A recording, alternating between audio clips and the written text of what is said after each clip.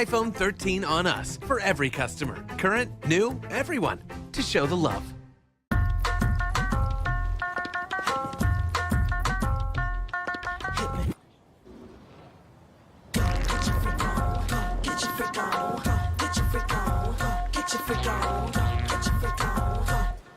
Welcome back to The Pivot with Stephanie Humphrey.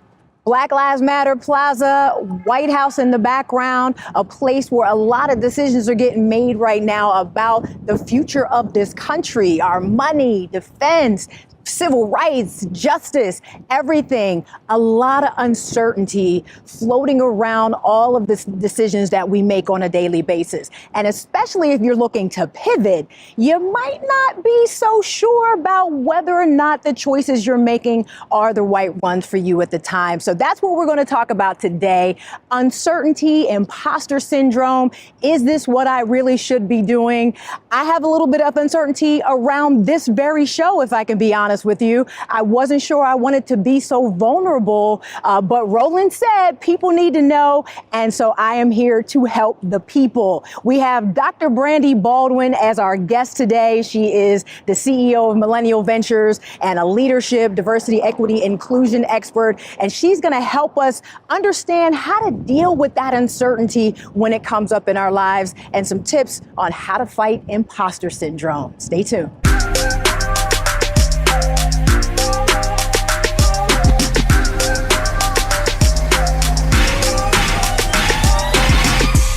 We are talking uncertainty, y'all. I mean, can we really do this? Thanks so much for checking out The Pivot with Stephanie Humphrey. I am here with Dr. Brandi Baldwin, a dear friend and the CEO of Millennial Ventures, Inc. Is it Millennial Ventures Inc. or Millennial Ventures Inc.? Yes. An author, a speaker, and an expert in leadership and diversity, equity, inclusion. Dr. Brandi, thanks so much for being here with us today. Thank you, Stephanie. Excited for our discussion. Yeah, let's get into it. So we are talking uncertainty, those moments where you ain't even sure, you kind of like, I don't know, I thought I had this all locked in, but now things are feeling a little iffy. Yes. I'm sure we have all had those moments. I would love to hear you talk about a few of those moments in your life. Absolutely. I think, one of the things that I've learned, and hindsight is always 2020, but, day in and day out, we all have this false sense of security. Technically, we don't really know what's going to happen tomorrow, the next day, or the next week. But when we have this realization for things like COVID or things like that are happening in the economy, and when it hits us and it comes to our front door, a lot of times it shakes us and it makes us feel like we have less control, that things are more uncertain. But at the end of the day, they were always uncertain. The difference is we typically had a plan in place. And so for me, I think one of the things that I remember just disrupting my plan for myself was this idea, I'm a millennial. Mm-hmm. So, the millennial generation, we were told that you go to school, you get good grades, you're going to graduate, you're going to go to college, get a career, and we all got sold that bill of goods. Right. We all got sold. And I'm like, I want a receipt because I had this idea of what my life would be, and that there was some certainty around, if you do this and you do that, you're guaranteed success. Mm-hmm. And so for me, almost 20 years ago now, coming out of college and realizing that, okay, wait, we're and recession's coming. I'm actually have a lot of degrees, but I am not feeling worthy. I'm not feeling really confident. The world is saying that I should be feeling successful, but inside I'm not. And so it's one of those things, particularly I think with high achievers. Like I'm a recovering overachiever and high achiever. But are you recovering though?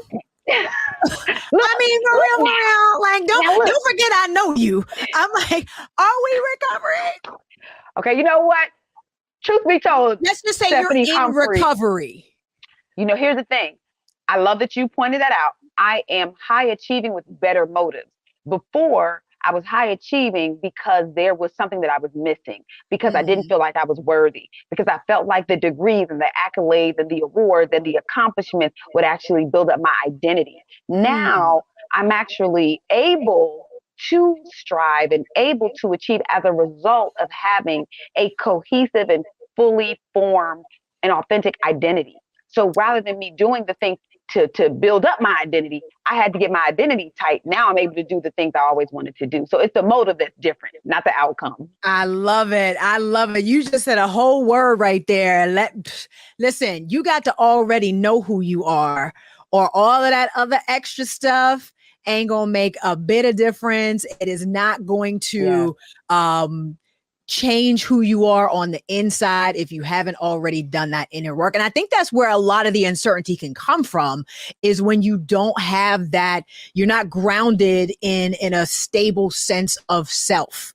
You know, when you're like, when there's that inner turmoil, that manifests itself into, well, I don't know if this is going to work out, because you don't know if you're good enough to make it work out. Well, I don't know if I'm going to get this gig, or I don't know if this business is going to fail or not, because you still don't know if the vision is solid. You know, was this plan even the plan I was supposed to have in the first place? You know, has my mindset been on the right things and focused on the right things? So all of that uncertainty really starts on the inside, and if I'm hearing you correctly, and kind of manifests in, oh, well, the economy is bad right now, so maybe this might not be the best time for me to do this, or COVID got me all jammed up, so that's why I didn't succeed at this thing. Like, it ain't necessarily those external factors, you know what I mean? It was what was happening. I mean, now don't get me wrong, like, if the stock market crashes and you lose all your money,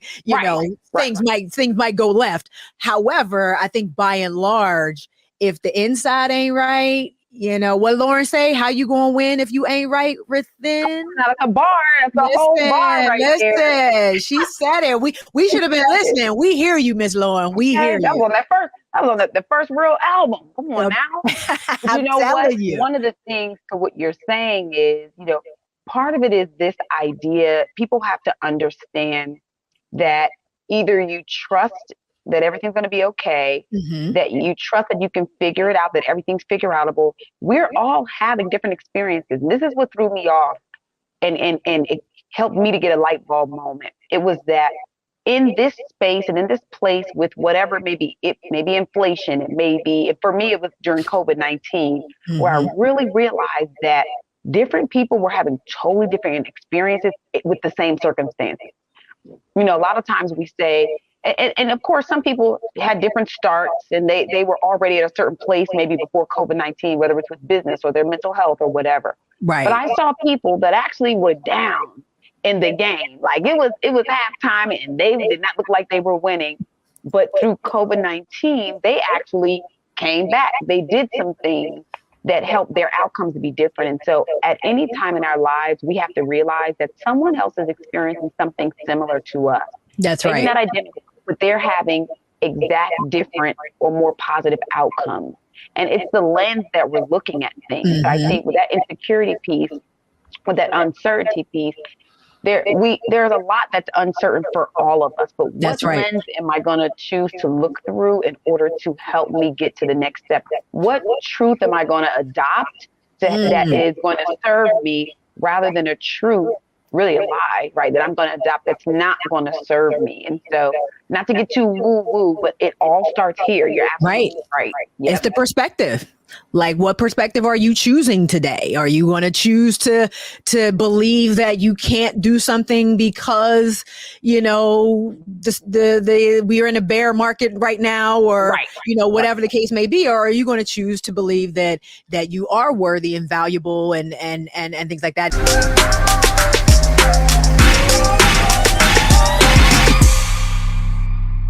Love our new Alexa. It's a Buick. Yeah, Alexa. Buick. Alexa. It's a Buick. It's an Alexa. It's a Buick. It's an Alexa. Coach, that's a Buick. That's an Alexa. The Buick Enclave with available Alexa built in. Verizon just gave us all a brand new iPhone 13. We've been customers for years. I thought new phones were for new customers. We got iPhone 13s too, switched to Verizon 2 minutes ago. Ours were busted, and we still got a shiny new one. Check it out.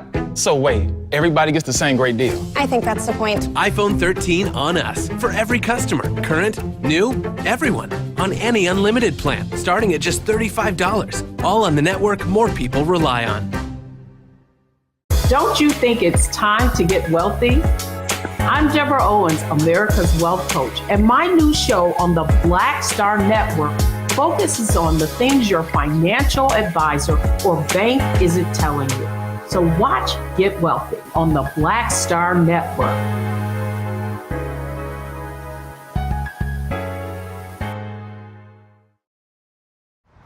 How about sushi? I just had sushi for lunch yesterday. How about tacos? Automatic emergency braking, one of 6 advanced safety features standard on every 2022 Chevy Equinox. Find new technology. Find new roads. Chevrolet.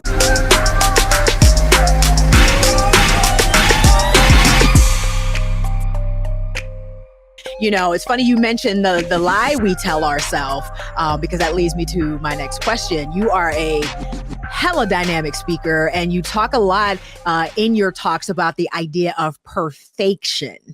Tell us what that is, how that manifested in your life, and what you did to work through that. Yes. So I always tell the story that I was born in this single parent household, got some Caribbean and Jamaican in my family. Everything can be fixed with the Lord and school. Like education and the Lord, that's all you need in life, That's all you need. That's all you need, and you'll be fine, So I was raised to kind of achieve, be a straight A student. I was on the track. I was in the orchestra. I did that, student government president. Like, watch out now. This is before 18. Mm-hmm. And I did all of these things. I went and got a degree in psychology and a master's in organizational development and a PhD in educational leadership before the age of 30, and still felt empty. Wow. And I thought, I played by the rules, and I don't know who made these rules up, but while everyone else thinks I'm successful, I really feel empty. I really have low self-esteem. I really am struggling with imposter syndrome. And so I had to say, what is it? Because I've done all that you can do. Right. And I got the receipts. And got the receipts, baby. And I'm the real deal. But inside, it just wasn't fulfilling me at all. And I actually felt more empty than I ever felt. And I realized, and I had to have kind of a come to Jesus moment with myself. Have you ever just, had to talk to yourself? That's right. I.e. curse myself out. And I realized that I was fake. I actually loved the idea that my friends would introduce me as, oh, this is my friend Brandi. She's getting her PhD. I love that. That started to become part of my identity. I love the fact that everyone called me for advice. I was the resource and I was the go-to, even despite the fact that when I needed a resource to go to, I couldn't find anybody in my phone book that I trusted with my deepest, darkest secrets. Right? I had to realize that I created a life for myself where, because I was so insecure, I was an insecure high achiever, which is such an oxymoron. Mm-hmm. But I created a life for myself where everything around me built my identity up and tried to fill my bucket of insecurity, which had a hole at the bottom. And so I had to take responsibility for the fact that I was fake. I was phony. I kept people around me that probably wouldn't like me if I was the real Brandi. I kept people around me that I really didn't like, but because they fulfilled something for me. And so I call it perfection. Right. And I tell people, with my degree in psychology, I can make up and coin stuff. That's right. And I'm going to do it. Okay. And it's this thing that we do, particularly women, I think more so than men, where we pretend like things are perfect on the outside, but we're really faking it. And we all do it for each other. And so what I realized was I'm actually going to be courageous enough to be my real self. And when I did that, I actually was rejected by the fake people that I had around me that really didn't like the new me. I actually lost relationships. I actually went through a divorce. I actually decided to be okay that in this life, the one life that I have, I'm with the uncertainty, with what I don't know that's going to happen tomorrow. One thing I do know is I'm going to be real. And I'm going to not be so thin-skinned and so fragile about people who, if they're right not to, I may not be their cup of tea. That's okay for me. And it started with family. It Right. started with, I mean, and it's tough. Don't it always start there though? Don't it always? Listen, sometimes some hard decisions got to be made and some hard conversations have to be made with people that are the closest to you, about how things are going to work and the boundaries that need to get set and all of that. And they expect us to show up in a certain way. And so I said, rather than me, because here's the thing, I was a different person around different people. Oh, when I'm around certain family members, I reverted back to little old Brand. Then when I'm in certain groups, and I'm Dr. Brandi Baldwin. And then when I'm in another group, and I was like, look. And that's not sustainable. That'll drive you crazy. You got split personalities, and that just contributes to the uncertainty because you don't really know who you are, and you have to be all these different things to all these different people. How can you ever be sure that you actually have what it takes to achieve that vision or to do whatever it is you set out to do? Yeah, and it's during the quiet times. I was so all over the place with expectations and trying to keep up with everything that I only was happy by myself. I was like, I just want to be by myself. I don't really want to be around people. I was like, I'm not mad at that, to be low key. I still love some quiet time, some me time. Right. But I think that, for anyone that's struggling right now with getting back on track, trying to find their footing post-COVID, we got the Great Resignation going on. We have a lot of people are making some life-changing decisions. Absolutely. Make sure you're making the life-changing decisions for the betterment of your future. I had this moment where I thought, not to be morbid, but I pictured myself at the funeral and I said, yo, all these fake people gonna show up to my funeral and fake act like they were supportive and fake pretend like, I'm so great, but I know the true story of how. And they wouldn't even be able to tell a true story about who you were because they don't even know.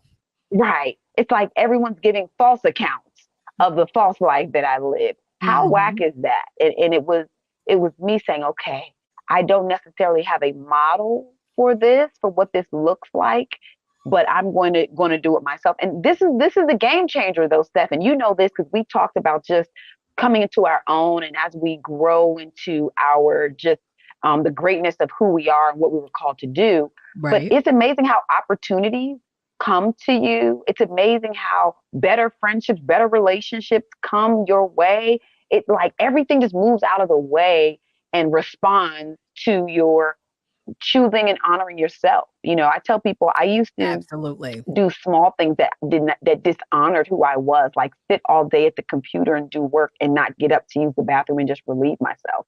Like not just get up to just eat a snack. But then I'm wondering why people disrespect me. I'm wondering why I'm frustrated with certain relationships. Well, you don't even honor yourself in the small ways.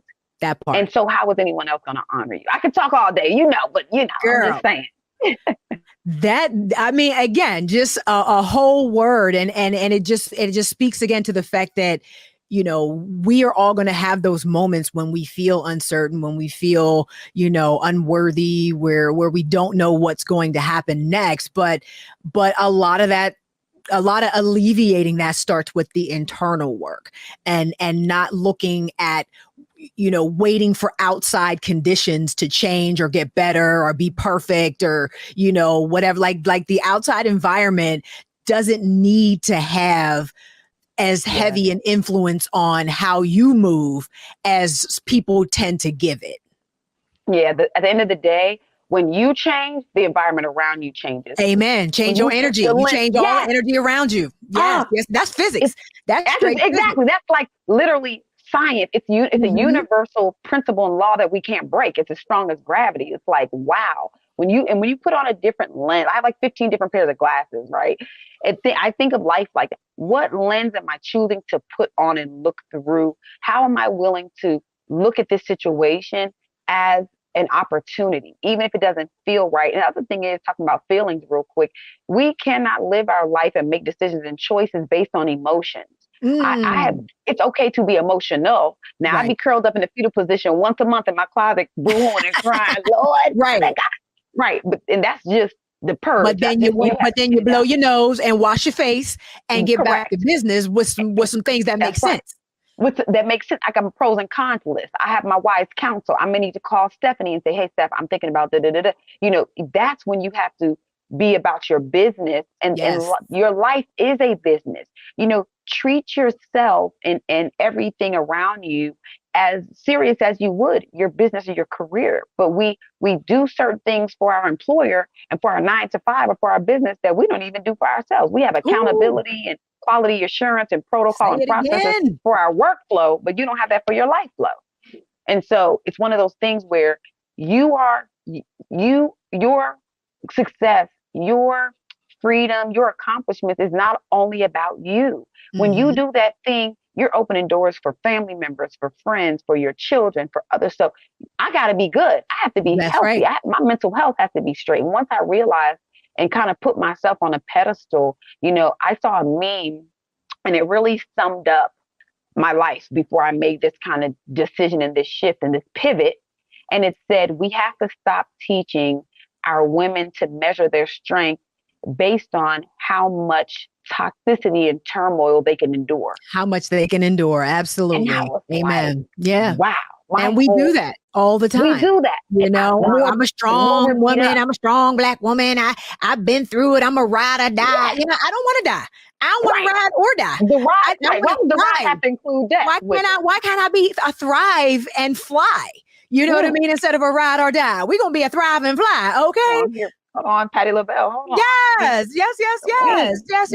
You don't have to always be suffering and sacrificing. To measure your strength and to prove your worthiness to other people.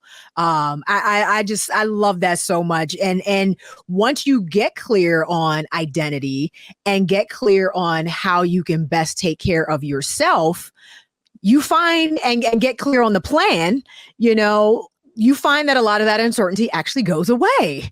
It's funny how that works, right? It melts away. Because you're not looking for things to be certain without, because you're certain within. Amen. You know that it doesn't matter what happens, you're going to be consistent. I have just a set of values and things that I do that it doesn't matter what the outside is. I know I'm not going to be flaky. But see, sometimes people know that they're flaky. They know that they're inconsistent. They know that they actually don't do certain things or haven't taken the time to develop certain habits and skills. And so they're nervous. So they need the outside environment to be perfect for the lack of preparation that they've done for their life. And so we have to figure that out and address that. With my kids, when they're small, I have to create an environment when they were very small that's conducive for them to be able to thrive and do things a certain way. I had to put the covers over the outlets. I had to put the thing on the steps so they wouldn't fall down the steps. After a while, we're going to take those guardrails off. And I can't guarantee that when they go to a family member's house that they're going to have certain guardrails or an environment that I have in my home. I can't guarantee when they go to school and when they go to this event. I can't guarantee that. But what I do guarantee is my kids know when to say no. They know how to remove themselves from bad situations. They know how to call for help. They know certain things within them that regardless of what the environment is going to help them to survive and thrive. That's and right. If people can do that for themselves, then they'll find that uncertainty melts away. Absolutely. You get a level of certainty and peace that no outside external force can take away. That's so amazing. Dr. Brandi, where can people go to find out more information about you? Absolutely. So you can find out what I'm up to at drbrandi.com. It's all spelled out, drbrandi.com, podcast, speaking engagements, everything. That's the main hub. And looking forward to connecting with folks that are listening to The Pivot. Awesome. I love it. I love these interviews. I mean, y'all have all just been dropping gems and nuggets, and I am so grateful for you for being with me today here on The Pivot. Thank you, Dr. Brandi. Thank you. It is a scary world out there, y'all. There are a lot of things that we don't know. There are a lot of things to be uncertain about. And it's especially scary when you're trying to make a major transition or pivot in your life. I get it. I understand it. But the thing is, once you're a little more certain about who you are and a little more certain about why you want to pivot, it makes the uncertainty a little less. So that's what you want to do first. You want to know who you are, get grounded in your identity, number one. And number 2, get very, very clear on your why. Why are you doing this? Why do you want to make this transition? Why do you even want to pivot? Why do you want to start that business or go back to school or change careers? Get very, very clear on your why, because when you have that internal certainty, a lot of that external uncertainty starts to go away. Also, start thinking about a plan. You don't have to have it all together just yet, and we're going to talk about plan in a future episode, but just start thinking about a plan to get prepared. Start writing some stuff down. Start, looking at it every day and just letting that sort of sink in and internalize inside you. That'll help with a little bit of that uncertainty as well. Sometimes, y'all, you're just going to have to do it scared. You're going to have to do it even when you don't know what's coming next. Even when you don't know what's just around that corner, even when you don't know if it's gonna work out.